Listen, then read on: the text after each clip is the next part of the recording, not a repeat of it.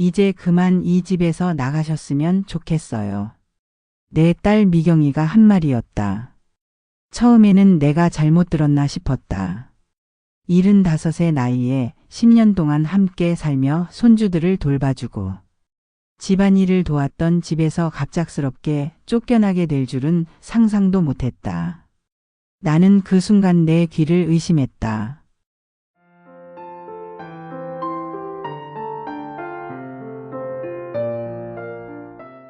나는 박순자, 서울 변두리에서 평생을 살아온 평범한 노인이다. 남편은 15년 전에 먼저 세상을 떠났고 그 후 5년간 혼자 살다가 딸의 제안으로 그녀의 집으로 들어오게 되었다. 어머니, 혼자 사시기 외로우실 텐데 우리랑 같이 사세요. 아이들도 돌봐주시고 저희도 어머니 곁에서 효도할 수 있잖아요.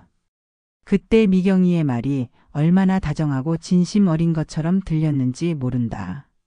하지만 10년이 지난 지금 같은 딸의 입에서 이제 그만 나가주세요라는 말을 듣게 될 줄은 꿈에도 몰랐다. 이것이 내 이야기의 시작이다.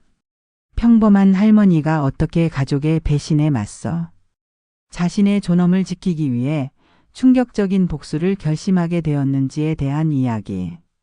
처음 미경이네 집으로 이사 왔을 때 나는 정말 기뻤다.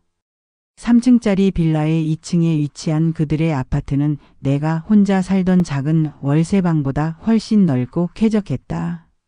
손주들 서준이와 민지는 당시 각각 10살, 8살이었는데 나를 보자마자 할머니 하고 달려와 안겼다. 할머니가 이제 우리랑 같이 살 거래요.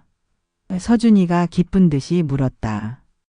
응, 할머니가 앞으로 너희들 맛있는 거 많이 해주고 같이 놀아줄게. 야오. 할머니랑 매일 볼 수 있겠다. 민지가 폴짝폴짝 뛰었다.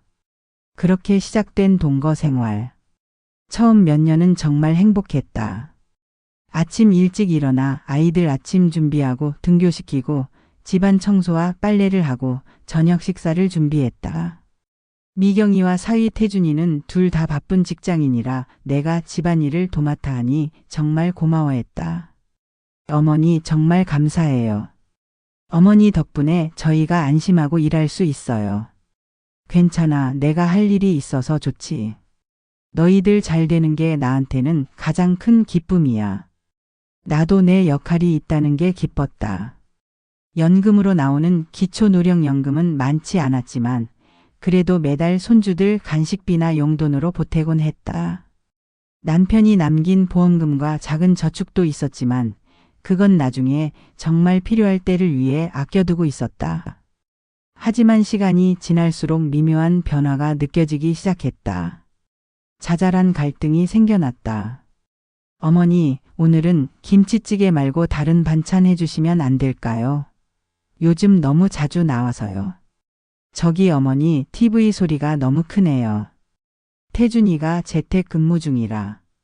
어머니, 민지 방에 들어가실 때는 먼저 노크 좀 해주세요.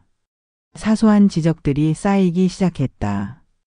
내가 집안의 주인이 아닌 손님이라는 걸 상기시키는 말들이었다. 처음에는 서운했지만 이해하려고 노력했다. 세대 차이도 있고 각자의 생활 방식이 다를 수 있으니까. 5년쯤 지났을 때 서준이와 민지는 사춘기에 접어들었다. 더 이상 할머니와 놀기보다는 친구들과 시간을 보내거나 자기 방에 틀어박혀 핸드폰만 들여다보는 시간이 많아졌다. 나를 찾는 일도 점점 줄어들었다. 할머니, 저 친구들이랑 약속 있어요. 할머니, 저 과제해야 돼요. 방해하지 마세요. 점점 거리가 생기는 것 같아 마음이 아팠지만 그래도 이해했다. 아이들도 자라면서 자기만의 세계를 만들어가는 게 당연하니까. 대신 나는 더 열심히 집안일을 했다. 손주들이 좋아하는 음식을 연구하고 집안을 더 깨끗이 청소했다. 내가 여기 있는 이유를 증명하고 싶었는지도 모른다. 하지만 7년 차가 되었을 때 분위기는 더 차가워졌다. 미경이와 태준이는 종종 내가 없는 자리에서 무언가를 속삭였고 내가 들어가면 대화를 멈추곤 했다. 한 번은 우연히 부부의 대화를 엿듣게 되었다. 어머니가 언제까지 우리랑 같이 살아야 하는 거야? 태준이의 목소리였다. 나도 모르겠어. 처음에는 아이들 돌봐주시라고 모셨는데 이제 아이들도 다 컸잖아. 어머니 돈은 얼마나 모아두셨대? 잘 모르겠어. 물어보기도 그렇고. 보험금이랑 저축이 좀 있다고는 하셨는데. 그 순간 가슴이 철렁 내려앉았다. 내가 이 집에서 짐처럼 여겨지고 있다는 사실을 깨달았다. 처음으로 불안감이 밀려왔다. 내가 언제까지 이 집에 있을 수 있을까? 나이가 더 들어 몸이 불편해지면 어떻게 될까? 그들은 나를 요양원에 보내려 할까? 그래도 나는 참았다. 딸과 사위에게 부담이 되고 싶지 않았다. 손주들이 대학에 가고 취업하는 모습을 보고 싶었다. 그렇게 10년 차가 되었을 때 모든 것이 폭발했다. 서준이의 결혼 소식은 집안에 큰 기쁨을 가져왔다. 25의 나이에 대학 동기와 사랑에 빠져 결혼을 결정했다고 했다. 미경이와 태준이는 너무 기뻐했고 집안은 축제 분위기였다. 우리 서준이가 드디어 장가를 가네. 어머, 며느리감이 정말 예쁘고 착하대. 사진 좀 보여줘봐. 결혼식은 다음 봄에 할 거래. 준비할 게 정말 많겠네. 나도 물론 기뻤다. 내 첫 손주가 결혼한다니 이보다 더 행복한 일이 어디 있을까? 그러나 기쁨도 잠시 곧 현실적인 문제가 대두되었다. 어느 저녁 식사 시간 태준이가 화제를 꺼냈다. 어머님, 서준이 결혼식 비용이 만만치 않네요. 예식장, 신혼여행, 신혼집 보증금까지. 그러게요. 요즘 결혼 비용이 장난 아니라더라고요. 미경이가 거들었다. 나는 미소를 지으며 고개를 끄덕였다. 뭔가 이상한 분위기가 감지되었다. 어머님, 태준이가 조심스럽게 말을 이었다. 혹시 서준이 결혼식에 보태주실 생각 없으세요? 갑작스러운 질문에 나는 숟가락을 내려놓았다. 미경이가 재빨리 말했다. 어머니, 남편이 말은 좀 서툴렀지만 사실 어머니가 10년 동안 저희 집에서 큰 비용 없이 지내셨잖아요. 월세도 안 내시고 식비도 저희가 대부분 부담했고요. 나는 순간 할 말을 잃었다. 10년 동안 내가 한 모든 일, 아이들을 돌보고 집안일을 하고 내 연금으로 보탠 용돈들이 모두 무가치하게 느껴졌다. 그동안 제가 집안일을 돕고 아이들을 돌봐준 건. 목소리가 떨렸다. 물론 감사해요, 어머니. 하지만 그건 어머니께서 저희 집에 같이 사시면서 당연히 해주실 일이었잖아요. 당연히? 내가 한 모든 일이 당연한 것이었다고? 가슴이 아팠다. 어머니, 솔직히 말씀드리자면 미경이의 표정이 갑자기 진지해졌다. 어머니가 남겨두신 보험금이나 저축이 좀 있다고 들었어요. 서준이 결혼식에 2천만 원 정도만 보태주시면 어떨까요? 2천만 원. 그것은 내가 모아둔 전 재산의 거의 절반에 해당하는 금액이었다. 남편이 세상을 떠나면서 남긴 보험금과 내가 평생 조금씩 모아둔 돈을 합해 4천만 원 정도가 전부였다. 그 돈은 내가 정말 아플 때 혹은 요양원에 가게 될 때를 대비해 아껴둔 것이었다. 그건 나는 망설였다. 그건 내가 앞으로 살아갈 생활비와 만약 아플 때를 대비한 돈이야. 미경이의 표정이 굳어졌다. 어머니는 지금 저희 집에서 생활하시잖아요. 앞으로도 저희가 모실 건데 그렇게 많은 돈이 필요하세요? 모실 건데라는 말이 특히 가슴에 콕 박혔다. 마치 내가 짐이라도 되는 것처럼. 그리고 태준이가 끼어들었다. 솔직히 어머님 나이에 그 돈을 어디다 쓰시겠어요? 차라리 손주 결혼에 보태는 게 더 의미 있지 않을까요? 그 말에 나는 깊은 상처를 받았다. 내 나이에는 돈이 필요 없다고? 내 남은 인생은 가치가 없다는 말인가? 미안하지만 내 목소리가 떨렸다. 그건 어렵겠구나. 그 돈은 내가 앞으로 독립적인 생활을 위해 또 건강이 나빠질 때를 대비해 꼭 필요한 돈이야. 식탁에 무거운 침묵이 내려앉았다. 미경이의 눈빛이 차갑게 변했다. 정말 실망이네요, 어머니.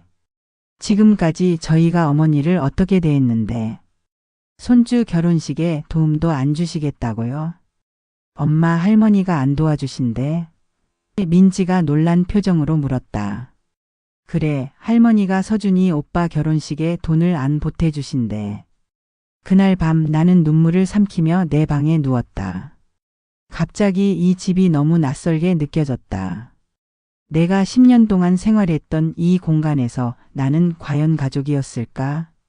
아니면 그저 돈을 기대할 수 있는 자원에 불과했을까?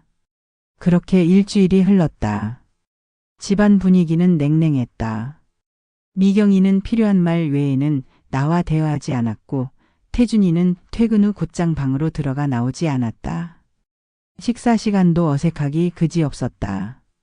그러던 어느 날 저녁 미경이가 갑자기 내 방문을 두드렸다. 어머니, 잠시 이야기 좀 할까요? 미경이가 방에 들어와 침대 끝에 앉았다. 그녀의 표정은 무거웠다. 어머니, 많이 생각해 봤어요. 그녀가 입을 열었다. 사실 저희가 어머니에게 너무 많은 것을 기대했나 봐요. 나는 조금 마음이 놓였다. 미경이가 이해해 준 건가? 그래서 태준이와 상의했는데 그녀가 계속했다. 이제 어머니께서 독립적인 생활을 원하시는 것 같으니 그렇게 하시는 게 좋겠어요. 무슨 말이니? 나는 혼란스러웠다. 어머니, 솔직히 말씀드릴게요. 저희도 이제 나이가 들었고 서준이 결혼하면 이 집도 좀 비좁을 거예요. 그리고 어머니께서도 본인의 돈을 지키고 싶어 하시니. 그녀의 말이 끝나기도 전에 나는 그 의미를 깨달았다. 숨이 멎는 것 같았다. 내 집 나가라는 거니? 내 목소리가 떨렸다. 미경이는 잠시 눈을 피했다가 다시 나를 바라보았다. 그렇게 직접적으로 표현하고 싶진 않았어요. 하지만 맞아요. 어머니가 다른 곳으로 옮기셨으면 해요. 한 달 정도 시간을 드릴게요. 적당한 곳을 알아보시라고요. 그 순간 내 세상이 무너지는 것 같았다. 10년 동안 함께 살았던 가족, 내가 사랑으로 돌봐준 손주들, 그리고 내 딸이 나를 내쫓고 있었다. 그것도 내가 손주의 결혼 비용을 전부 부담하지 않겠다는 이유로. 알겠다. 나는 겨우 말했다. 더 이상 눈물을 참을 수 없어 고개를 돌렸다. 미경이는 잠시 망설이더니 일어섰다. 어머니, 이해해 주세요. 저희도 어쩔 수 없는 선택이에요. 그녀가 방을 나간 후 나는 침대에 쓰러져 오열했다. 내가 언제부터 짐이 되었을까? 언제부터 나의 존재가 그들에게 불편해졌을까? 70대 중반의 나이에 갑자기 새 거처를 찾아 이사해야 한다는 현실이 두려웠다. 게다가 내 딸, 내가 그토록 사랑했던 딸에게서 쫓겨난다는 사실이 가슴을 찢었다. 이틀 후 나는 짐을 싸기 시작했다. 10년 동안 이 집에서 살았지만 내 물건은 의외로 많지 않았다. 옷가지들, 몇 권의 책, 남편과 함께 찍은 사진들, 그리고 평생 모아온 작은 기념품들. 한 트렁크와 2개의 가방이면 충분했다. 짐을 싸는 동안 민지가 내 방으로 들어왔다. 할머니, 정말 가시는 거예요? 그녀의 눈에는 눈물이 고여 있었다. 응, 할머니가 이제 다른 곳에서 살아야 할 것 같구나. 왜요? 할머니가 잘못한 거라도 있어요? 아니, 그런 건 아니야. 그냥 어른들의 사정이란다. 민지를 안아주고 싶었지만 참았다. 더 마음이 아플 것 같았다. 떠나는 날 미경이는 현관에서 나를 배웅했다. 태준이는 출장 중이라며 집에 없었고 서준이는 약속이 있다며 나가 있었다. 민지만이 슬픈 표정으로 내 손을 잡았다. 어머니, 연락처는 알려주실 거죠? 가끔 연락드릴게요. 미경이의 말은 형식적으로 들렸다.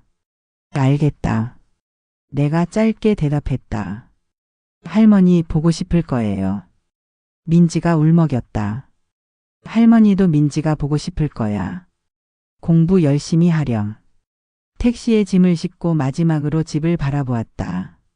10년의 세월이 주마등처럼 스쳐 지나갔다. 이 집에서의 첫날 손주들과 함께 웃던 순간들, 가족 식사 시간. 이제 모든 것이 과거가 되었다. 택시가 출발하자 나는 더 이상 눈물을 참을 수 없었다. 운전기사가 백미러로 흘끔 나를 쳐다보았지만 아무 말도 하지 않았다. 나는 그저 창밖을 바라보며 흐르는 눈물을 닦았다. 어디로 모실까요? 운전기사가 물었다. 일단 근처 모텔로 가주세요. 그렇게 나의 독립생활이 시작되었다. 75세의 나이에 가족에게 버림받고 모텔방에서의 첫날 밤을 맞이했다. 그날 밤 나는 이불을 뒤집어 쓴 채 울었다. 슬픔, 분노, 배신감, 그리고 두려움이 한꺼번에 밀려왔다. 하지만 그 밤은 또한 내 인생의 전환점이 되었다. 나는 더 이상 피해자로 남지 않기로 결심했다. 내 남은 인생은 내가 주인이 되어 살아갈 것이다.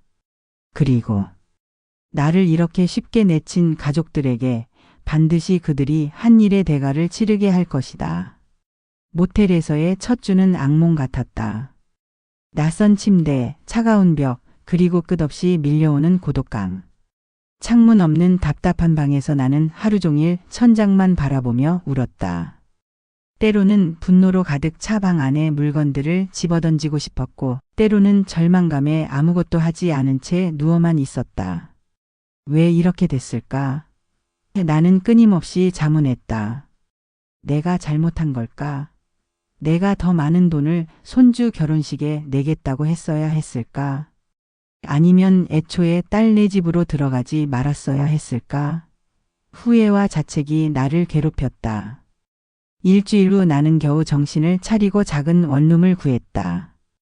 보증금 1천만 원에 월세 40만 원.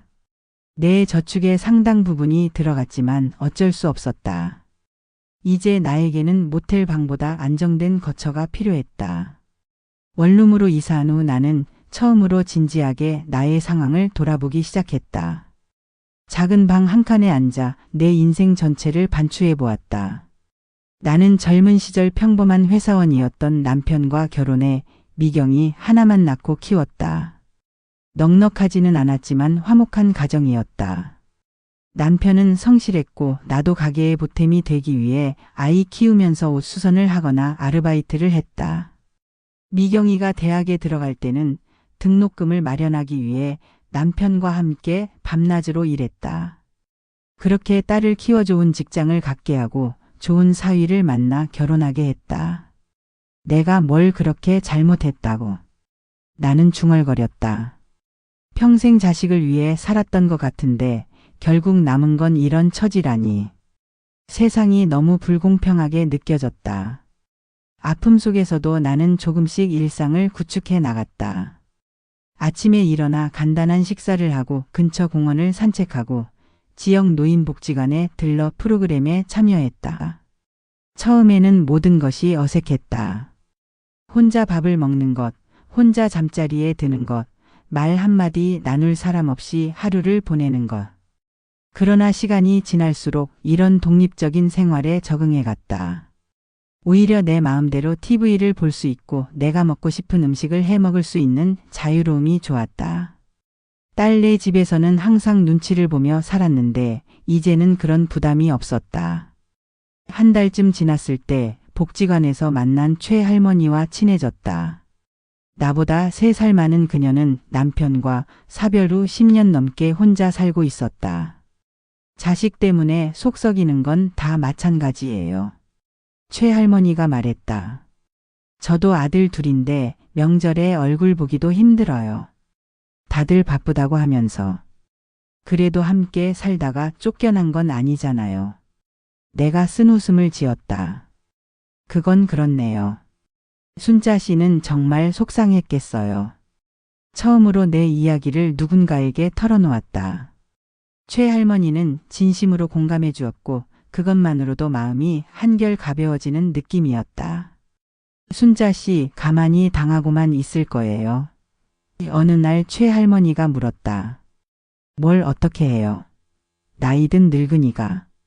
아이고 왜 자신을 그렇게 깎아내려요? 순자 씨는 아직 정정하고 머리도 맑은데.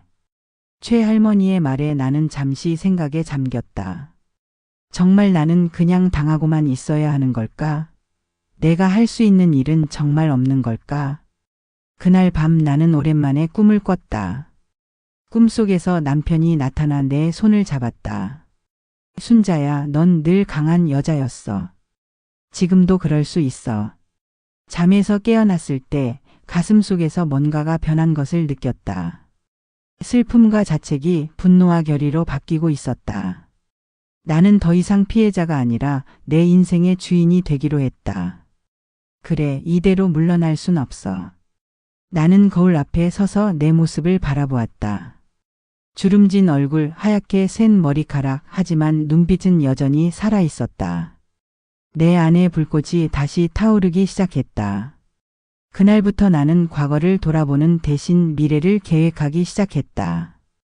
내가 어떻게 살아갈 것인지, 그리고 어떻게 나를 버린 가족들에게 내가 그들이 생각하는 것처럼 무력한 노인이 아니라는 것을 보여줄 것인지. 내가 그들에게 복수할 거야. 나는 결심했다. 하지만 이건 단순한 안갚음이 아니었다. 이건 나의 존엄성을 되찾기 위한, 나의 가치를 스스로에게 증명하기 위한 싸움이었다. 복수라는 단어가 처음에는 낯설었다. 평생 착하게 살아온 내가 복수라니. 하지만 시간이 지날수록 나는 이것이 정당한 권리 회복이라는 것을 깨달았다. 나를 함부로 대한 사람들에게 그것이 얼마나 잘못된 일인지 보여주는 것. 그것이 진정한 정의가 아닐까? 시간이 지날수록 내 마음은 더 단단해졌다. 최초의 충격과 슬픔은 여전히 가슴 한구석에 남아 있었지만 이제 그것을 에너지로 전환할 수 있었다. 나는 내 남은 인생을 위해, 그리고 나와 같은 처지에 놓인 다른 노인들을 위해 싸울 준비가 되어 있었다. 복수를 결심하고 나니 구체적인 계획이 필요했다. 하지만 어떻게 시작해야 할지 막막했다. 75세의 나이에 법적으로나 경제적으로 내가 무엇을 할 수 있을까? 첫 번째로 나는 노인복지관의 무료 법률 상담 서비스를 이용했다. 젊은 변호사가 내 이야기를 경청한 후 몇 가지 중요한 조언을 해주었다. 박 할머니, 사실 할머니께서는 몇 가지 법적 권리가 있으십니다.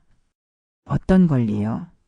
우선 10년 동안 딸 가족과 동거하면서 실질적인 가사노동과 손주 양육을 담당하셨다면 그에 대한 경제적 가치를 인정받을 수 있어요. 특히 명시적인 계약이 없었더라도 묵시적 계약 관계가 성립될 수 있습니다. 나는 놀랐다. 내가 한 일들이 법적으로 가치가 있다니. 또한 딸 가족이 할머니를 일방적으로 쫓아낸 것은 노인복지법상 노인에 대한 방임에 해당할 수도 있습니다. 상황에 따라 노인보호전문기관에 도움을 요청할 수도 있고요. 변호사의 말을 들으며 나는 내가 생각했던 것보다 더 많은 권리가 있다는 것을 깨달았다. 법이 나를 보호해 줄 수 있다는 사실이 힘이 되었다. 두 번째로 나는 내 재정 상황을 철저히 점검했다. 남은 저축은 약 2,800만 원. 여기에 매달 받는 기초노령연금이 있었다. 넉넉한 금액은 아니었지만 지혜롭게 사용한다면 당분간 독립적인 생활을 유지할 수 있을 것 같았다. 또한 최할머니의 소개로 동네 슈퍼에서 파트타임 일자리를 구했다. 주 3회 하루 4시간씩 일하면서 약간의 추가 수입을 얻을 수 있게 되었다. 육체적으로 조금 힘들었지만 경제적 독립성을 유지하는 데 도움이 되었다. 세 번째로 나는 내가 가진 유일한 무기를 활용하기로 했다. 바로 정보와 지식이었다. 10년 동안 미경인의 가족과 함께 살면서 나는 그들의 많은 비밀과 약점을 알고 있었다. 태준이의 사업 실패와 빚, 미경이가 몰래 하는 주식 투자, 서준이의 학창시절 문제들. 이러한 정보들이 언젠가 쓸모가 있을지도 모른다고 생각했다. 그리고 마지막으로 나는 지역사회의 도움을 받기로 했다. 복지관에서 만난 다른 노인들, 동네 주민들, 그리고 최할머니와 같은 새로운 친구들. 그들의 지지와 조언은 내게 큰 힘이 되었다. 순자 씨, 내가 아는 법무사가 있는데 한번 상담해 볼래요? 최할머니가 제안했다. 고마워요, 최 씨. 도움이 필요해요. 이렇게 조금씩 내 계획이 형태를 갖추기 시작했다. 목표는 명확했다. 하나, 내가 10년 동안 기여한 노동의 가치를 인정받는다. 둘, 미경이 가족이 나에게 한 부당한 처사를 법적, 사회적으로 공론화한다. 셋, 손주들에게 진정한 가족의 의미와 노인 공경의 중요성을 가르친다. 넷, 나 자신의 독립적이고 의미 있는 삶을 구축한다. 한 달 후 나는 법무사의 도움을 받아 공식적인 내용 증명을 작성했다. 내용은 간단했다. 10년 동안의 가사노동과 손주 양육에 대한 경제적 보상 요구, 부당한 퇴거에 대한 손해배상 청구, 그리고 노인복지법 위반에 대한 법적 조치 가능성 언급이 주요 내용이었다. 내용 증명을 발송하기 전날 밤 나는 오랫동안 망설였다. 이렇게 하면 딸과의 관계가 영원히 회복 불가능해질지도 모른다는 두려움이 있었다. 하지만 그녀가 먼저 그 선을 넘었다는 사실을 상기했다. 이제는 내 권리를 위해 싸울 때였다. 보내자. 나는 결심했다. 그리고 내용 증명과 함께 나는 또 다른 무기를 준비했다. 바로 미경이네 집에 살면서 찍어둔 사진들과 기록해둔 일기였다. 그 안에는 10년 동안 내가 한 모든 일들, 손주들을 돌본 순간들, 그리고 가족들의 진짜 모습이 담겨 있었다. 이것들은 필요하다면 SNS나 지역 커뮤니티에 공개할 수도 있는 자료들이었다. 법무사는 이런 방식의 폭로가 명예훼손의 위험이 있다고 경고했지만 나는 이것이 단순한 폭로가 아니라 진실을 알리는 것이라고 생각했다. 그리고 만약 미경이가 법적 대응을 해온다면 그때 진짜 싸움이 시작될 것이다. 이렇게 모든 준비를 마치고 나는 내 복수의 첫 단계를 실행에 옮기기로 했다. 내 심장이 빠르게 뛰었다. 두려움보다는 흥분이 더 컸다. 이제 나는 더 이상 희생자가 아니었다. 나는 내 권리를 위해 싸우는 전사였다. 오늘부터 시작이다. 나는 결심했다. 내용 증명을 발송한 지 정확히 3일 후 미경이에게서 전화가 왔다. 예상했던 대로였다. 어머니, 이게 무슨 짓이에요? 그녀의 목소리는 분노와 당혹감으로 떨렸다. 무슨 짓이라니, 내 권리를 요구하는 것뿐이야. 권리요? 어머니가 우리 집에서 10년이나 공짜로 사셨는데 무슨 권리가 있다는 거예요? 그 말에 나는 차분하게 대답했다. 공짜? 내가 10년 동안 한 일을 돈으로 환산하면 얼마나 될 것 같니? 가사도우미, 육아도우미, 요리사 이 모든 역할을 했어. 월급을 받았다면 얼마였을까? 잠시 침묵이 흘렀다.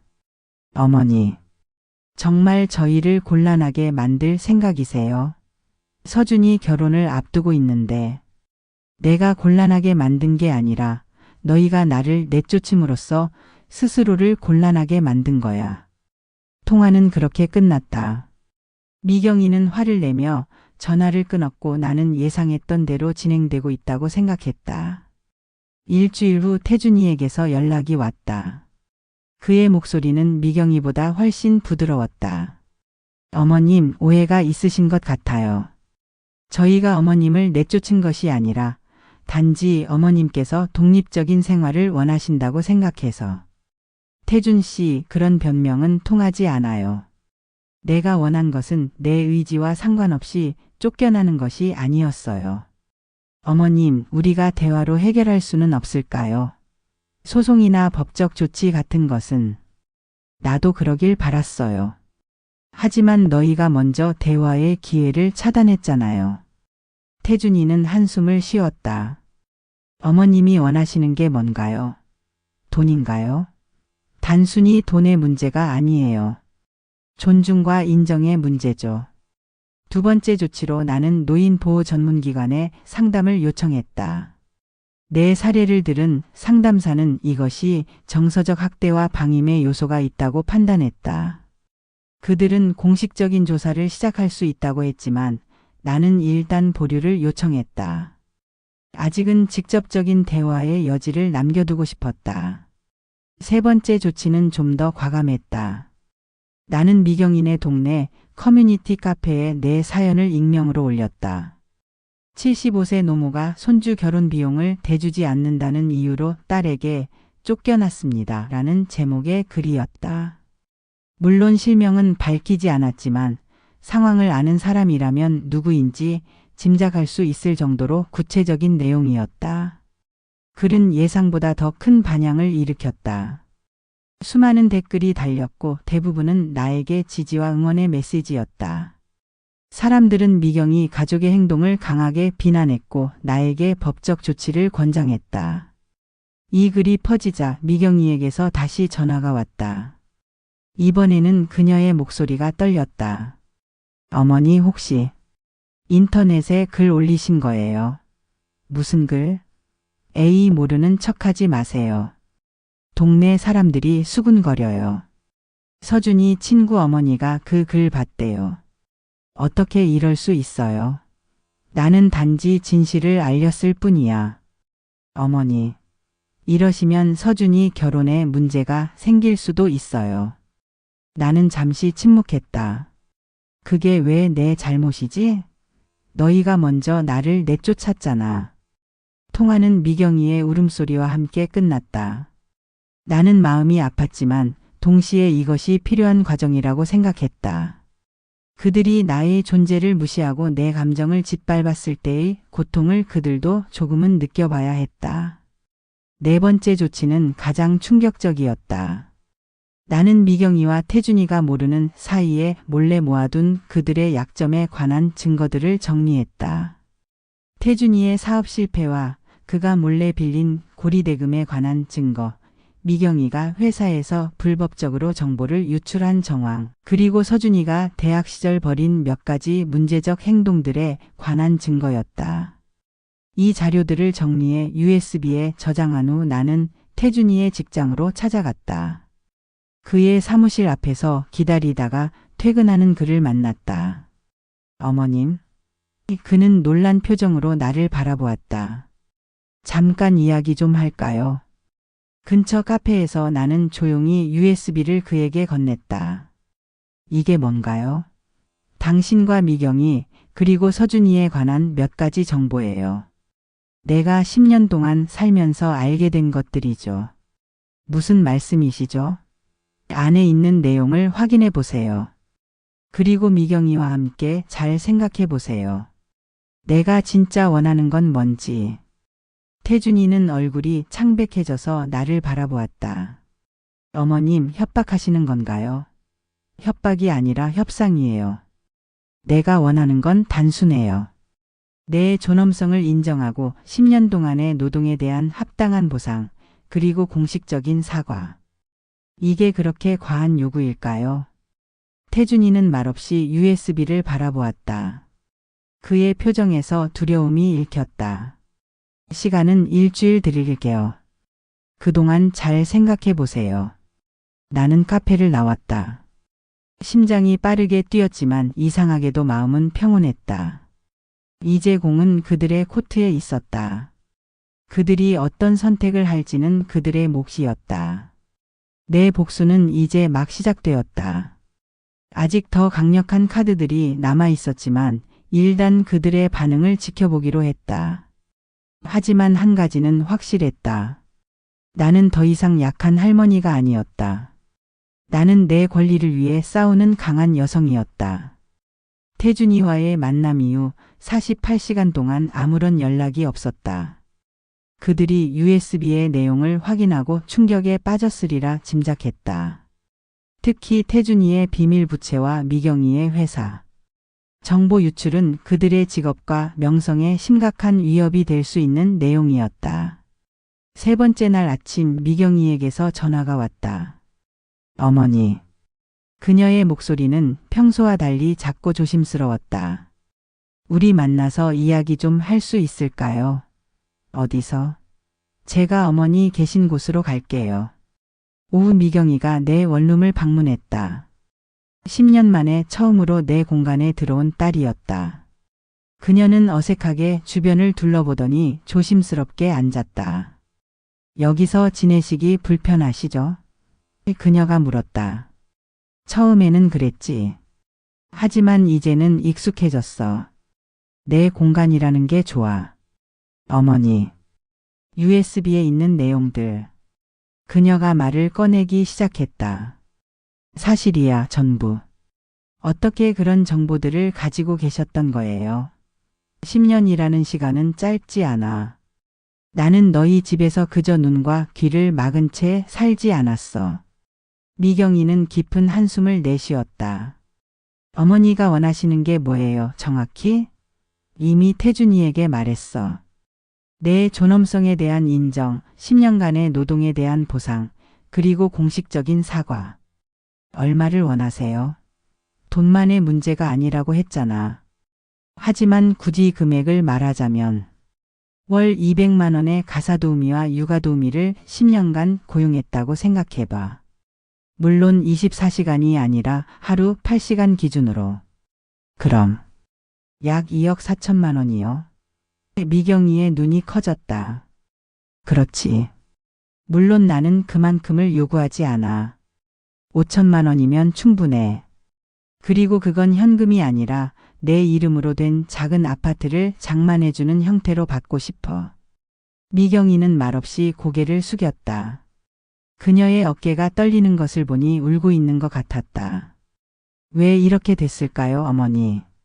그녀가 흐느끼며 말했다. 그건 내가 물어보고 싶은 말이야. 왜 너희는 나를 그렇게 대했니? 저희가 너무 이기적이었어요. 서준이 결혼 준비하면서 스트레스도 많고 경제적으로도 빠듯하고. 그러다 보니 어머니에 대한 존중을 잊었던 것 같아요. 처음으로 미경이가 자신들의 잘못을 인정하는 것 같았다. 하지만 나는 이것이 진심인지 아니면 단지 자신들의 약점이 드러날까 봐 두려워하는 것인지 확신할 수 없었다. 태준이와 상의해 보겠습니다. 어머니 요구사항에 대해 미경이가 말했다. 서두르지 않아도 돼. 하지만 일주일 안에 답을 듣고 싶어. 미경이가 떠난 후 나는 복잡한 감정에 휩싸였다. 딸의 눈물은 나를 흔들었지만 동시에 이것이 진정한 반성인지 의심스러웠다. 10년간의 무시와 결국 나를 내쫓은 행동이 단순한 스트레스 때문이었을까? 이틀 후 예상치 못한 방문객이 찾아왔다. 민지였다. 할머니. 그녀는 문 앞에서 머뭇거리며 서 있었다. 민지야. 어떻게 여기를? 엄마한테 주소 물어봤어요. 민지를 안으로 들였다. 18살이 된 그녀는 더욱 성숙해 보였다. 할머니 요즘 집이 난리예요. 아빠 엄마가 계속 싸우고 오빠 결혼 이야기도 잠시 중단됐대요. 그래? 그건 안 됐구나. 할머니가 뭔가 하셨다면서요. 민지야, 어른들의 일이야. 너는 신경 쓰지 마. 할머니, 정말 우리 집에 안 돌아오실 거예요? 민지의 질문에 내 마음이 아팠다. 그녀만큼은 여전히 나를 그리워하고 있다는 게 느껴졌다. 지금으로서는 그럴 것 같아. 하지만 우리 따로 만날 수 있잖아. 내가 원한다면. 네, 할머니. 저는 할머니가 보고 싶었어요. 민지와 함께 간단한 저녁을 먹으며 대화했다. 그녀는 학교 생활과 친구들 이야기를 하며 예전처럼 밝게 웃었다. 하지만 집 이야기는 피했다. 아마도 그녀도 복잡한 상황에 혼란스러운 것 같았다. 민지가 떠난 후 서준이에게서 문자가 왔다. 할머니, 제 결혼 때문에 이런 일이 벌어져서 정말 죄송합니다. 할머니를 뵙고 직접 이야기하고 싶습니다. 나는 답장을 보냈다. 서준아, 이건 내 탓이 아니야. 어른들의 문제란다. 하지만 만나서 이야기하고 싶다면 언제든지 환영이야. 다음 날 서준이가 찾아왔다. 그의 표정은 무거웠다. 할머니 정말 죄송해요. 제가 결혼한다고 했을 때 부모님이 할머니에게 돈을 요구한 줄 몰랐어요. 괜찮아, 서준아. 이건 내가 해결할 문제가 아니야. 하지만 쟤 때문에 시작된 일이잖아요. 결혼을 연기하려고 했는데 약혼녀 부모님이 이해를 못하시네요. 서준아, 결혼은 예정대로 하렴. 이건 너와 내 약혼녀 사이의 문제가 아니야. 할머니, 제가 어떻게 하면 좋을까요? 내 부모님께 정직하게 말해. 할머니가 원하는 건 존중과 정당한 보상이라고. 그리고 내 결혼식에 할머니를 초대해 주길 바란다고. 서준이는 눈물을 참으며 고개를 끄덕였다. 물론이죠, 할머니. 할머니는 제 가장 소중한 가족이에요. 그의 진심 어린 말에 내 마음도 따뜻해졌다. 손주들만큼은 이 분쟁에서 상처받지 않기를 바랐다. 일주일 후 태준이에게서 연락이 왔다. 그는 변호사와 상담 후 결정을 내렸다고 했다. 어머님, 저희가 어머님의 요구를 수용하기로 했습니다. 우리는 중립적인 장소인 법무사 사무실에서 만났다. 미경이와 태준이는 공식적인 사과문을 준비해 왔고 내 이름으로 된 소형 아파트 전세를 마련해 주기로 했다. 금액은 4천만 원 정도였다. 내가 요구한 것보다 적었지만 타협할 만한 수준이었다. 그리고 태준이가 덧붙였다. 서준이 결혼식에 어머님이 꼭 참석해 주셨으면 합니다. 가족으로서요. 나는 조건을 수락했다. 이것은 완전한 승리는 아니었지만 내 존엄성을 되찾기 위한 중요한 한 걸음이었다. 또한 법무사의 중재하에 앞으로의 관계에 대한 약속도 문서화했다. 그들은 내가 원할 때 손주들을 만날 수 있도록 보장했고 매달 일정 금액의 생활비를 지원하기로 했다. 계약서에 서명하는 순간 나는 복잡한 감정에 휩싸였다. 이것이 진정한 화해의 시작일까? 아니면 단지 그들의 약점이 드러나는 것을 막기 위한 선택일 뿐일까? 시간만이 알려줄 것이다. 하지만 한 가지 확실한 것은 내가 더 이상 무력한 노인이 아니라는 사실이었다. 나는 내 권리를 위해 싸웠고 일정 부분 승리를 거두었다. 그리고 이 과정에서 나 자신의 가치와 힘을 재발견했다. 동네의 소문은 빠르게 퍼졌다. 박순자 할머니가 딸 가족과 싸워서 아파트를 받아냈대. 자식들에게 버림받은 노인이 당당하게 권리를 찾았대. 사람들의 반응은 다양했다. 어떤 이들은 나를 응원했고 어떤 이들은 가족 간의 일을 법적으로 해결한 것에 비판적이었다. 하지만 내게는 중요하지 않았다. 이것은 단순한 복수가 아닌 나의 존엄성을 지키기 위한 싸움이었으니까. 새 아파트로 이사한 날 나는 처음으로 진정한 독립을 느꼈다. 비록 크지 않은 20평 남짓한 공간이었지만 온전히 내 것이었다. 더 이상 눈치 볼 필요도 세입자 취급을 받을 필요도 없었다. 첫날 밤 새 침대에 누워 천장을 바라보며 생각했다. 이제 진짜 내 삶을 시작할 때다. 76세 대부분의 사람들에게는 인생의 황혼기라 불리는 나이지만 나에게는 새로운 시작이었다. 딸과의 갈등, 그로 인한 상처와 복수의 과정은 나를 더 강하게 만들었다. 이제 나는 내가 원하는 대로 남은 시간을 살아갈 수 있었다. 우선 나는 오랫동안 미뤄왔던 취미 활동을 시작했다. 젊었을 때부터 관심 있었던 수채화 그림 교실에 등록했다. 처음에는 서툴렀지만 점차 분놀림에 익숙해지며 작은 성취감을 느꼈다. 순자 씨 그림 실력이 부쩍 늘었네요. 강사가 칭찬했다. 아직 멀었어요. 하지만 그리는 과정이 즐거워요. 또한 노인복지관의 다양한 프로그램에도 적극적으로 참여했다. 요가 교실, 합창단, 시니어 댄스. 젊었을 때는 시간과 여유가 없어 도전하지 못했던 활동들을 하나씩 경험해 보았다.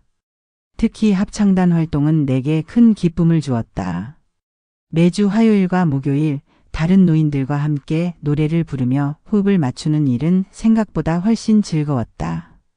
무대에 올라 공연을 할 때면 나는 다시 젊어진 기분이었다. 박할머니 목소리가 정말 고와요. 합창단원들이 칭찬했다.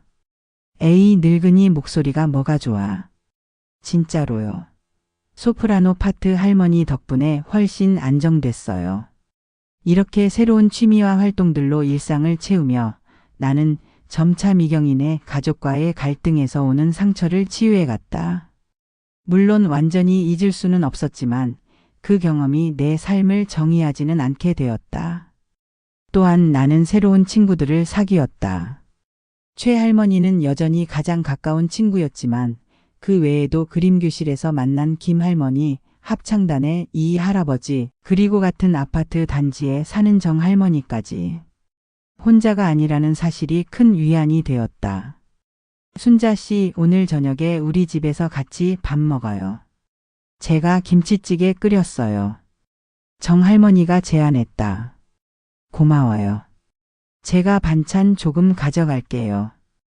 이렇게 서로 의지하고 돕는 관계를 통해 나는 가족이 아닌 다른 형태의 따뜻한 유대감을 경험했다.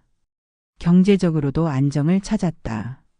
미경이 가족과의 합의로 받게 된 생활비 지원, 기초노령연금, 그리고 여전히 일주일에 3번 하는 슈퍼 파트타임 일을 통해 넉넉하지는 않지만 독립적인 생활을 유지할 수 있었다.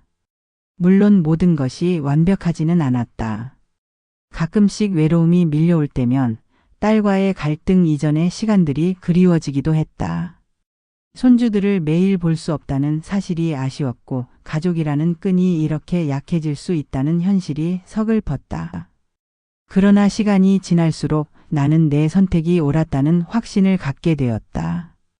존중받지 못하는 곳에서의 삶보다 고독하더라도 존엄성을 지키는 삶이 낫다는 것을 깨달았다.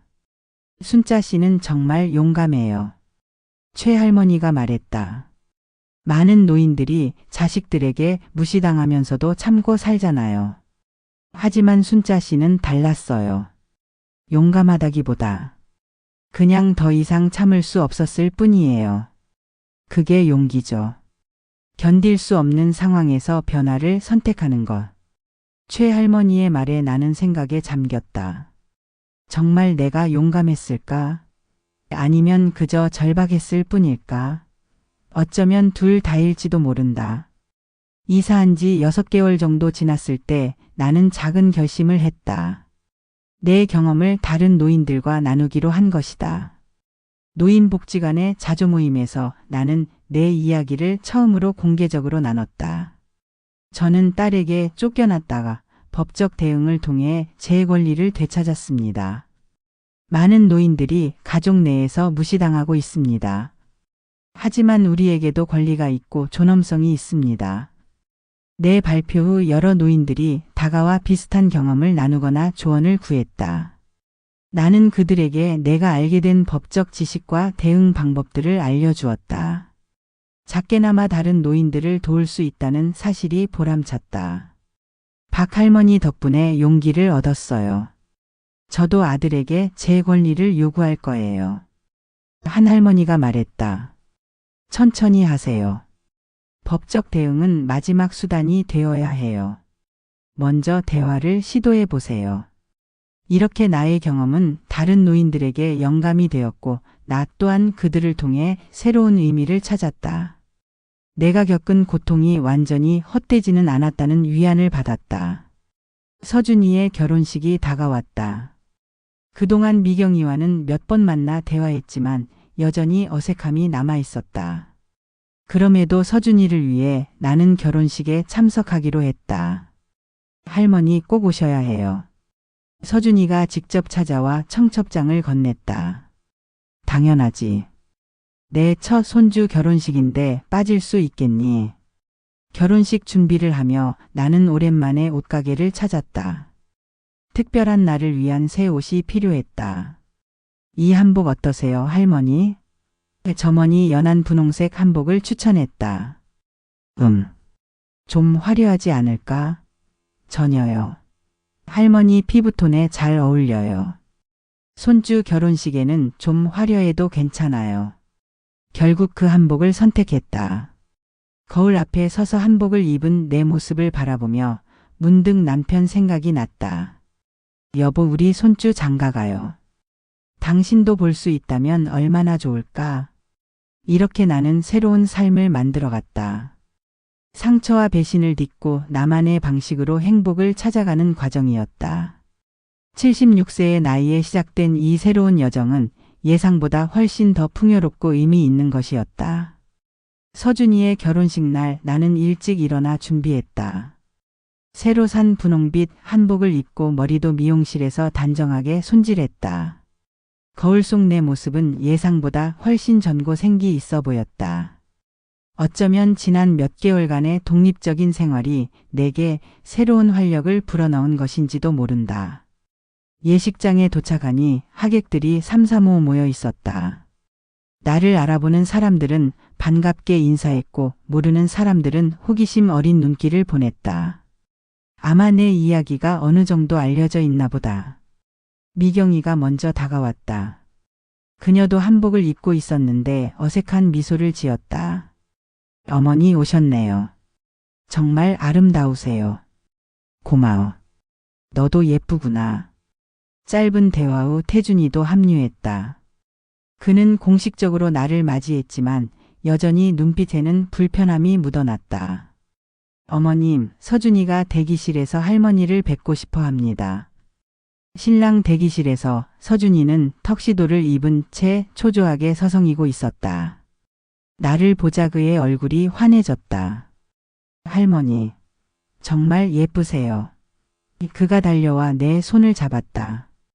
우리 서준이도 정말 멋지구나. 신부가 복 받은 거야.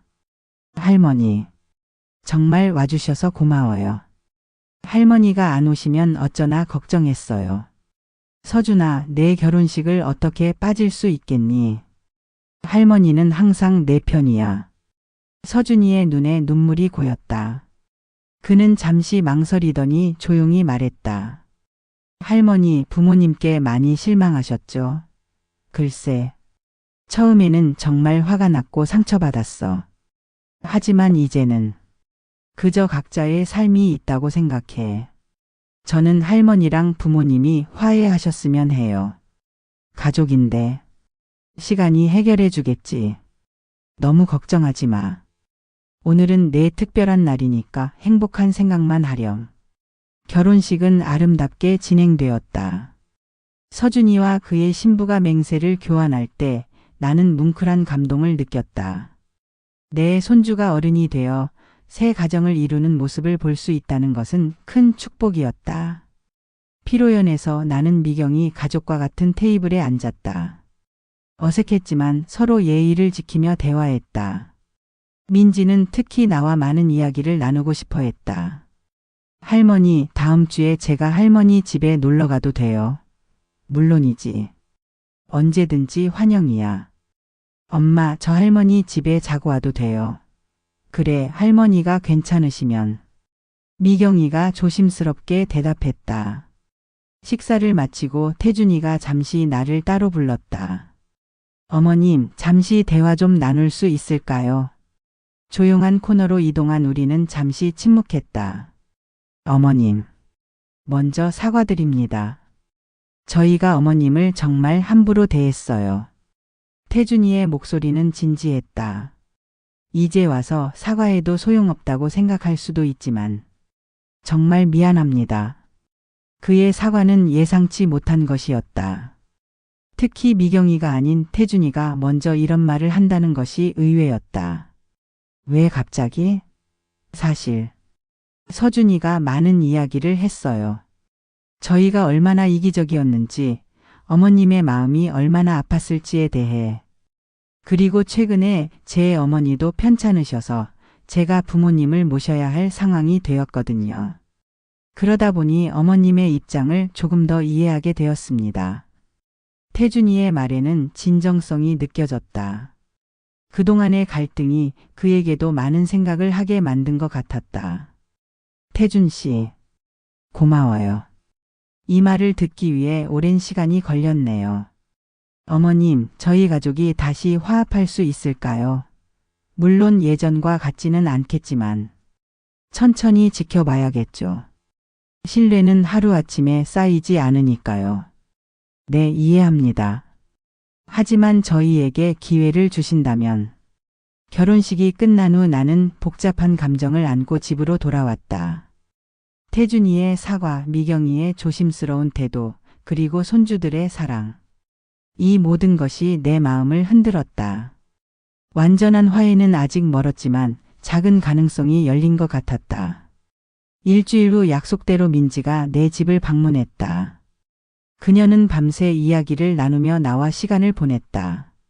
학교 생활, 친구들, 그리고 장래 희망까지. 오랜만에 손녀와의 대화는 정말 즐거웠다. 할머니, 저 대학 가면 의대에 가고 싶어요. 의사가 되고 싶구나. 그거 참 훌륭한 꿈이다. 네, 사람들을 도울 수 있잖아요. 특히 할머니 같은 노인분들을 돕고 싶어요. 우리 민지가 이렇게 착한 아이였나. 내가 미소 지었다. 할머니. 저는 할머니가 쫓겨났을 때 정말 속상했어요. 말리고 싶었는데 용기가 없었어요. 괜찮아, 민지야. 그건 어른들의 문제였어. 내가 할 수 있는 일이 아니었단다. 앞으로는 할머니 자주 볼 거예요. 약속해요. 민지의 순수한 약속이 내 마음을 따뜻하게 했다. 적어도 손주들과의 관계는 회복될 수 있을 것 같았다. 한 달 후 미경이가 찾아왔다. 그녀는 조심스럽게 선물 꾸러미를 건넸다. 어머니의 생신 선물이에요. 작지만. 고마워, 미경아. 우리는 함께 차를 마시며 대화했다. 처음에는 어색했지만 점차 대화가 자연스러워졌다. 어머니, 정말 건강해 보이세요. 독립생활이 잘 맞나 봐요. 그래, 처음에는 어려웠지만 이제는 익숙해졌어. 내 마음대로 살 수 있어서 좋아. 저희가 정말 어머니를 힘들게 했죠. 그래, 그랬어. 내가 직설적으로 대답했다. 어머니, 용서해 주실 수 있을까요? 나는 잠시 침묵했다. 용서. 그것은 쉬운 일이 아니었다. 하지만 영원히 과거에 묶여 살고 싶지도 않았다. 미경아, 용서는 시간이 필요해. 하루아침에 모든 것을 잊을 수는 없어. 하지만 우리가 다시 관계를 쌓아갈 수는 있을 거야. 정말요? 어머니, 정말 감사합니다. 단 조건이 있어. 서로를 존중하는 마음이 필요해. 나는 더 이상 너희에게 의존하지 않을 거고 너희도 나를 짐처럼 여기지 말아줘. 물론이에요, 어머니. 저희가 정말 많이 배웠어요. 그렇게 우리는 조심스럽게 화해의 첫걸음을 내딛었다. 완전한 신뢰와 사랑의 회복은 아직 멀었지만 적어도 대화의 창구는 열렸다. 이후로도 미경이와 태준이는 정기적으로 연락을 해왔고 가끔씩 함께 식사를 하기도 했다. 손주들은 더 자주 내 집을 방문했고 특히 민지는 거의 매주 찾아왔다. 모든 것이 완벽하게 해결된 것은 아니었다. 가끔씩 과거의 상처가 떠오르면 여전히 마음이 아팠고 그들을 완전히 신뢰하기는 어려웠다. 하지만 적어도 우리는 서로를 이해하려는 노력을 하고 있었다. 어느 날 최할머니가 물었다. 순자 씨, 정말 딸 가족을 용서했어요? 완전히는 아니야. 하지만 미워하며 살기보다는 조건부로라도 관계를 회복하는 게 나을 것 같아. 현명한 결정이네요. 복수도 했고 이제는 화해도 하고. 복수라기보다 내 권리를 찾은 거야. 그리고 화해라기보다는 새로운 관계의 시작이라고 할까. 최 할머니는 미소 지으며 고개를 끄덕였다. 순자 씨는 정말 강한 사람이에요. 그래서 제가 존경해요. 나는 그 말에 쑥스러웠지만 마음 한편으로는 자부심을 느꼈다. 이제 나는 스스로를 강한 사람이라고 생각할 수 있게 되었다. 딸에게 쫓겨난 불쌍한 노인이 아니라 자신의 권리를 위해 싸운 당당한 여성으로. 내 이야기가 지역사회에 알려지면서 노인복지관에서 특별 강연 요청이 왔다. 노인의 권리와 가족관계라는 주제로 내 경험을 나누어 달라는 것이었다. 처음에는 망설였지만 내 경험이 다른 노인들에게 도움이 될 수 있다면 의미가 있을 것 같았다. 그렇게 나는 70여 명의 노인들 앞에서 내 이야기를 시작했다. 저는 박순자입니다. 76세의 평범한 노인이지만 제 권리를 위해 싸웠습니다. 딸 가족과 10년을 살다가 갑자기 쫓겨났을 때 저는 절망했습니다. 하지만 동시에 깨달았습니다. 노인이라도 존엄성을 지켜야 한다는 것을. 강연은 예상보다 훨씬 큰 반향을 일으켰다. 많은 노인들이 비슷한 경험을 가지고 있었고 어떻게 대응해야 하는지 알고 싶어 했다. 질문이 쏟아졌고 나는 내가 알게 된 법적 지식과 경험을 최대한 나누었다. 노인 학대는 신체적인 폭력만이 아닙니다. 정서적 학대, 경제적 착취, 방임. 이 모두가 학대의 형태입니다. 우리는 이런 상황에 침묵하지 말아야 합니다. 강연 후 지역 노인보호센터의 사회복지사가 나를 찾아왔다. 박 할머니 정말 용기 있는 이야기 감사합니다. 혹시 저희 센터에서 정기적으로 상담 봉사를 해주실 수 있을까요? 할머니와 같은 경험을 가진 분들에게 도움이 될 것 같습니다. 그렇게 나는 월 2회 노인보호센터에서 비슷한 경험을 가진 노인들을 만나 이야기를 나누게 되었다. 대부분 자식들에게 경제적으로 착취당하거나 정서적으로 학대받거나 또는 나처럼 갑자기 버림받은 노인들이었다. 저는 아들에게 집을 물려줬는데 이제는 저를 아예 보지도 않아요. 며느리가 매일 저를 무시하고 손주들에게도 저를 존중하지 않도록 가르쳐요. 퇴직금을 자식들 대학 등록금으로 다 썼는데 이제는 아무도 저를 돌봐주지 않아요. 이런 이야기들을 들으며 나는 내 경험이 결코 특별한 것이 아니라는 것을 깨달았다. 현대 사회에서 노인들의 위치가 얼마나 취약한지 그리고 가족 내에서의 노인 학대가 얼마나 은밀하게 이루어지고 있는지 알게 되었다. 이러한 활동이 지역 신문에 소개되면서 나는 점차 노인 권리 옹호자로 알려지기 시작했다. 내가 특별한 능력이 있어서가 아니라 그저 내 권리를 위해 목소리를 높였다는 이유만으로. 한 지역 방송국에서는 나를 인터뷰하기도 했다. 할머니, 자식에게 버림받고도 당당히 일어선 이야기라는 제목의 다큐멘터리였다. 박 할머니께서는 어떻게 그런 용기를 내실 수 있었나요? 기자가 물었다. 용기라기보다는 절박함이었어요. 내가 이대로 무너지면 내 인생은 끝이라고 생각했죠. 75세에도 새로운 시작이 가능하다는 것을 보여주고 싶었어요. 많은 노인들이 비슷한 상황에서 침묵하는데 어떤 조언을 해주실 수 있을까요? 침묵은 상황을 개선하지 않아요. 목소리를 내세요. 도움을 요청하세요. 혼자가 아니라는 것을 기억하세요. 이렇게 내 이야기는 사회적 메시지가 되어갔다. 노인 문제에 대한 인식을 높이고 노인들 스스로 권리를 찾을 수 있도록 돕는 작은 움직임이 시작된 것이다. 그러나 동시에 나는 이것이 단순히 자식 대 부모의 대결 구도로 비춰지는 것을 원치 않았다. 현대 사회의 구조적 문제, 즉 노인 부양에 대한 사회적 책임의 부재, 세대 간 소통의 단절, 그리고 노인을 위한 사회 안전망의 미비함 등이 근본적인 원인이라고 생각했다. 노인 문제는 개인이나 가족만의 문제가 아닙니다. 사회 전체가 함께 고민하고 해결책을 모색해야 하는 문제입니다. 내가 한 인터뷰에서 강조한 부분이었다. 내 활동이 확대되면서 지역의 한 시민단체에서는 나를 초청해 노인 복지 정책에 대한 간담회를 열기도 했다. 그곳에서 나는 정치인, 학자, 사회활동가들과 함께 현실적인 노인복지 개선 방안에 대해 논의했다. 현재 노인복지제도의 가장 큰 문제점은 노인의 독립을 충분히 지원하지 않는다는 것입니다. 자식에게 의존하든지 아니면 극도로 열악한 환경에서 혼자 살든지. 이 두 가지 선택지밖에 없는 현실이죠. 내 발언에 많은 전문가들이 공감했고 이를 바탕으로 지역 노인복지정책 개선안이 논의되기 시작했다. 특히 노인주거 안정과 경제적 자립 지원에 관한 부분에서 내 경험이 중요한 참고 사례가 되었다. 미경이는 이런 내 활동을 어떻게 생각할까 궁금했다. 어느 날 용기를 내어 그녀에게 물어보았다.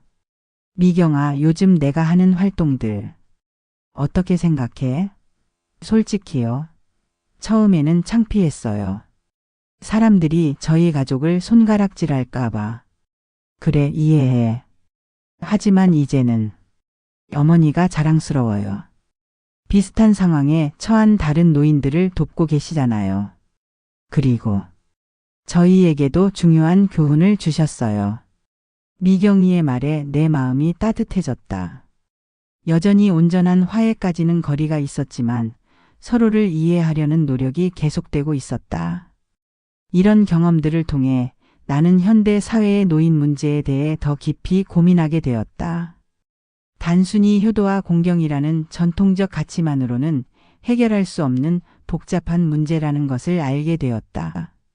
노인의 경제적 독립, 사회적 참여, 세대 간 소통, 그리고 노인 돌봄에 대한 사회적 책임. 이 모든 요소가 균형 있게 발전해야 한다는 것을. 이제 77세가 된 나는 내 남은 생애를 이런 문제에 목소리를 내는데 쓰고 싶다는 생각을 하게 되었다. 비록 큰 변화를 만들 수는 없더라도 적어도 내 경험이 누군가에게 작은 희망이 되기를 바랐다. 순자 씨는 정말 달라졌어요. 최할머니가 말했다. 1년 전만 해도 이렇게 활발하게 사회활동을 하게 될 줄 누가 알았겠어요. 저도 몰랐어요. 인생이란 참 예측할 수 없는 것 같아요. 앞으로 어떤 계획이 있으세요? 글쎄요. 그냥 하루하루 의미 있게 살고 싶어요. 그리고 가능하다면 더 많은 노인들이 자신의 목소리를 낼 수 있도록 돕고 싶고요. 내 삶은 예상치 못한 방향으로 변화했다. 버림받은 상처에서 시작된 여정이 이제는 다른 이들을 돕고 사회 변화에 기여하는 길로 이어진 것이다. 이것이 진정한 복수였을까? 아니면 새로운 시작이었을까? 어쩌면 둘 다일지도 모른다.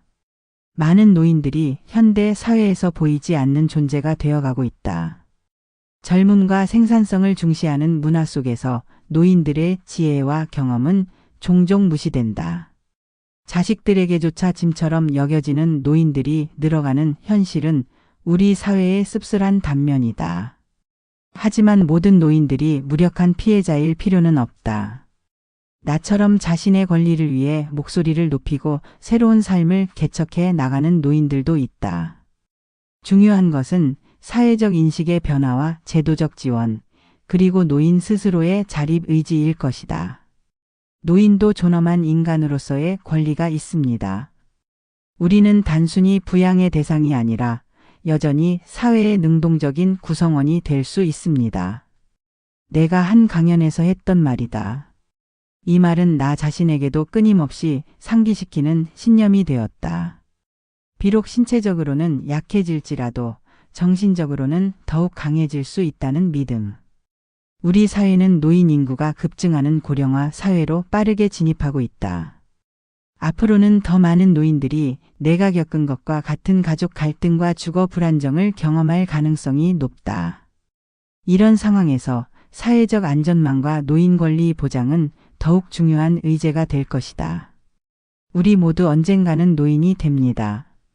지금 우리가 노인들을 대하는 방식이 미래에 우리가 대우받을 방식을 결정합니다. 이것이 내가 활동을 통해 전하고 싶은 핵심 메시지다.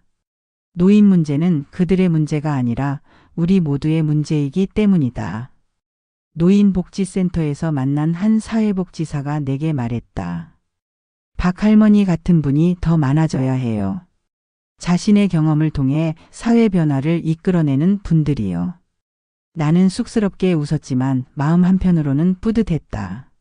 내 개인적인 아픔이 더 큰 의미를 가질 수 있다면 그것만으로도 충분히 가치가 있다고 생각했다. 갈등 속에서 성장하고 상처를 통해 깨달음을 얻고 실패를 딛고 새로운 시작을 하는 것. 이것이 인생의 진정한 의미가 아닐까? 나이가 들수록 더 많은 것을 배우고 더 깊은 이해를 할 수 있다는 것이 노년의 특권인지도 모른다. 이제 나는 내 삶의 주인으로서 남은 시간을 의미 있게 채워가고 싶다.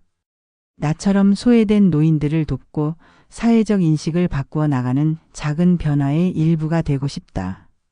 그것이 내가 경험한 고통에 부여할 수 있는 가장 큰 의미일 것이다. 우리는 단지 늙었을 뿐 무가치해진 것이 아닙니다. 이 말이 내 활동의 모토가 되었다. 나이는 숫자에 불과하며 인간의 가치는 나이로 결정되지 않는다는 진리를. 내가 77세의 나이에 새로운 삶을 시작할 수 있었다면 다른 노인들도 할 수 있을 것이다. 필요한 것은 용기와 지원, 그리고 사회적 변화뿐이다. 이렇게 나의 개인적인 복수는 사회적 의미를 가진 움직임으로 발전했다. 처음에는 단지 나를 버린 가족에게 상처를 주고 싶었을 뿐이었지만 이제는 더 큰 목표가 생겼다. 노인들의 권리와 존엄성을 지키는 것, 그리고 더 나은 노인 복지 시스템을 만드는 데 기여하는 것. 이것이 진정한 승리가 아닐까? 단순한 복수를 넘어 의미 있는 변화를 만들어내는 것. 나를 버린 가족에게 보여주고 싶었던 것도 결국은 이것이었다. 내가 여전히 가치 있는 존재이며 나이에 상관없이 의미 있는 삶을 살 수 있다는 것을. 순자 씨, 다음 주에 있을 노인권리 세미나에서 발표하실 수 있으세요? 복지센터 담당자가 물었다. 물론이죠. 제 경험이 도움이 된다면 언제든지요. 감사합니다. 순자 씨는 정말 많은 노인분들에게 희망이 되고 계세요. 그 말을 들으며 나는 미소 지었다. 인생은 참 예측할 수 없는 여정이다. 가장 큰 상처가 가장 값진 선물이 되기도 한다. 딸에게 쫓겨나는 치욕스러운 경험이 이제는 내 인생의 가장 값진 전환점이 되었으니 말이다. 이것이 노년의 지혜일까? 아픔조차도 의미로 바꾸는 능력. 과거에 집착하지 않고 현재에 충실하며 미래를 향해 계속 나아가는 자세. 77세의 나는 여전히 배우는 중이다. 그리고 이 배움을 다른 이들과 나누고 싶다. 우리는 나이가 들어도 여전히 꿈꿀 수 있습니다. 여전히 성장할 수 있고 여전히 변화를 만들어낼 수 있습니다. 이것이 내가 경험을 통해 깨달은 가장 소중한 진리다. 그리고 이 진리를 더 많은 노인들과 나누는 것이 내 남은 인생의 목표가 되었다. 오늘은 서준이의 아들, 즉 내 증손자의 첫 돌이다. 작은 돌잔치에 가족들이 모였다. 미경이와 태준이, 서준이 부부와 그들의 아들, 그리고 대학생이 된 민지까지. 내가 자리에 앉아 증손자가 까르르 웃으며 내게 달려왔다. 증할머니. 그가 내 무릎 위로 기어 올라왔다. 우리 준우 많이 컸구나. 준우를 안고 있으니 3년 전 그 충격적인 사건이 마치 다른 세상의 일처럼 느껴졌다. 내 집 나가라는 말에 쫓겨나. 모텔방에서 울던 그날부터 오늘 이렇게 가족들과 함께 증손자의 돌을 축하하는 날까지. 정말 많은 일이 있었다. 물론 모든 것이 완벽하게 해결된 것은 아니다. 가끔 미경이와 태준이의 눈빛에서 여전히 미묘한 긴장감을 느낄 때가 있고 특별한 행사가 아니면 우리는 각자의 공간에서 독립적으로 살아간다. 하지만 최소한 서로를 존중하는 법을 배웠고 진정한 가족의 의미가 무엇인지 다시 생각하게 되었다. 어머니, 차 한 잔 더 드릴까요? 미경이가 다가왔다. 고마워 미경아. 우리 사이에 흐르는 미묘한 정서는 복잡하다. 완전한 용서와 화해에는 이르지 못했지만 적어도 서로의 존재를 인정하고 존중하는 단계까지는 왔다. 이것이 현실적인 가족 관계의 모습일지도 모른다. 내 삶은 많이 달라졌다. 이제 78세가 된 나는 여전히 내 아파트에서 독립적으로 살고 있다. 노인권리용호센터에서 주 1회 상담 봉사를 하고 노인복지관에서 할머니 합창단의 단장을 맡고 있다. 작년에는 지역 노인복지 개선을 위한 시민단체에도 정식으로 가입했다. 가끔 동네 어린이집에 가서 아이들에게 동화책을 읽어주는 봉사도 한다. 아이들이 나를 이야기 할머니라고 부르며 좋아하는 모습을 볼 때면 마음이 따뜻해진다. 그리고 무엇보다 나는 더 이상 누구의 눈치도 보지 않는다. 내 삶은 온전히 내 것이 되었다. 비록 혼자 사는 시간이 많지만 그것은 외로움이 아닌 자유로 느껴진다. 박 할머니 정말 활기차시네요. 이웃정 할머니가 말했다. 어떻게 그렇게 열정적으로 사실 수 있어요? 글쎄요. 어쩌면 늦게 찾은 내 삶의 의미 때문인지도 몰라요. 돌이켜보면 그 고통스러운 경험이 오히려 내게 새로운 삶의 문을 열어주었다. 만약 그때 딸 가족과 계속 살았다면 나는 아마도 점점 더 존재감 없는 늙은이로 그들의 그림자 속에서 살았을 것이다. 하지만 그 아픔을 통해 나는 내 삶의 주인이 되는 법을 배웠다. 지난해 겨울 나는 내 경험을 바탕으로 짧은 에세이를 썼다. 75세 나의 새로운 시작이라는 제목의 글이었다. 지역 문예지에 실린 이 글은 생각보다 많은 반향을 일으켰고 몇몇 출판사에서는 내 이야기를 책으로 내보자는 제안까지 받았다. 할머니가 작가가 되셨네요. 민지가 놀라워했다. 작가라니 그냥 내 경험을 솔직하게 쓴 것뿐이야. 그게 바로 좋은 글이죠. 저도 할머니 책 나오면 꼭 읽을 거예요. 내 이야기가 책으로 나올지는 아직 모르겠다. 하지만 한 가지 확실한 것은 내 삶의 이야기가 누군가에게 작은 위로와 용기가 되었다는 사실이다. 그것만으로도 충분한 의미가 있다. 살면서 우리는 많은 역할을 맡는다.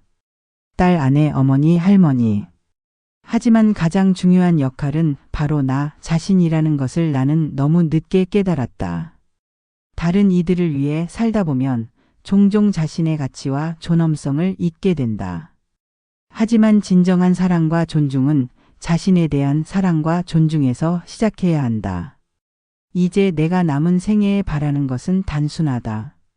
건강하게, 독립적으로 그리고 의미 있게 살아가는 것.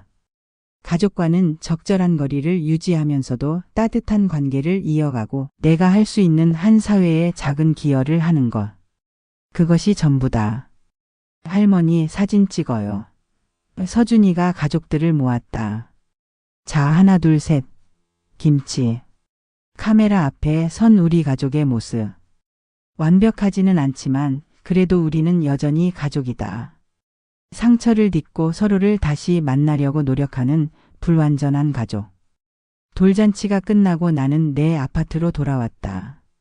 작은 거실의 소파에 앉아 창밖으로 보이는 저녁 노을을 바라보았다. 75세의 딸에게 쫓겨나 모텔방에서 울던 그날 나는 상상도 못했다. 3년 후에 내가 이렇게 평온하고 의미 있는 삶을 살고 있을 거라고. 인생은 참 예측할 수 없는 여정이다. 때로는 가장 큰 상처가 가장 큰 성장의 기회가 되기도 한다. 중요한 것은 그 상처에 굴복하지 않고 끝까지 자신의 존엄성을 지키며 나아가는 것이 아닐까. 내 집 나가라. 그 말은 이제 더 이상 나를 아프게 하지 않는다.